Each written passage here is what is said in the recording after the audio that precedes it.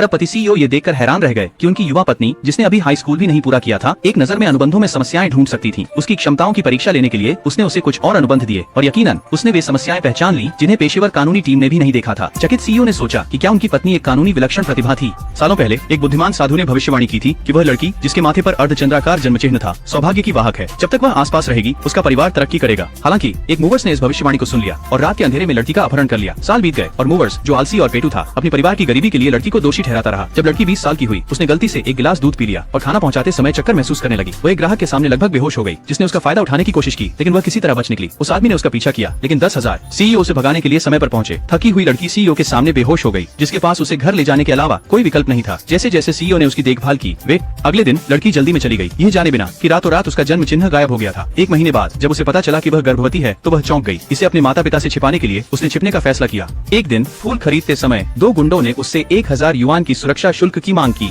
उसके पास मुश्किल से 100 युआन थे और गुंडे उसे परेशान करने ही वाले थे कि सीईओ फिर से प्रकट हो गया। उसके बॉडीगार्ड की तरह काम करते हुए उन्हें भगा दिया। लड़की, सोचते हुए कि सीईओ भी एक बुरा आदमी है, को मतली होने लगी और उल्टी करने लगी। सीईओ को शक हुआ कि वह गर्भवती है, लेकिन उसने झूठ कहा कि उसने बस ज्यादा खा लिया था। उसकी मदद से आभारी लड़की ने सीईओ का धन्यवाद किया, जिन्होंने फिर उसे उस रात के मुआवजे के रूप में एक बैंक कार्ड सौंपा। ये जानते हुए कि उसे अपने बच्चे को पालने के लिए पैसे की जरूरत होगी, उसने पैसे लेने से इनकार कर दिया और इसके बजाय एक नौकरी मांगी। सीईओ ने सहमति जताई और उससे संपर्क जानकारी मांगी। जब वह चली गई तो उसने तय किया कि वह उसकी जिम्मेदारी लेगा। अगले दिन सीईओ ने उसे अपने निजी सहायक के रूप में नियुक्त किया, जिसमें उसके कार्यालय को संगठित करने का सरल कार्य था। भव्य कार्यालय के बारे में जिज्ञासु वह डेस्क पर रखी एक तस्वीर को देखने वाली थी कि तभी एक दुष्ट महिला आई, जिसने उसे तस्वीर चुराने का आरोप लगाया। घबराहट में लड़की ने समझाया कि वह सीईओ की नई असिस्टेंट है। दुष्ट महिला हंस पड़ी, उसका मजाक उड़ाते हुए उसे जमीन पर धक्का दे दिया, जिससे एक गर्भावस्था रिपोर्ट गिर गई। रिपोर्ट देखकर दुष्ट महिला ने उसका मजाक उड़ाया, लेकिन सीईओ वहां आ गए और घोषणा की कि बच्चा उनका है।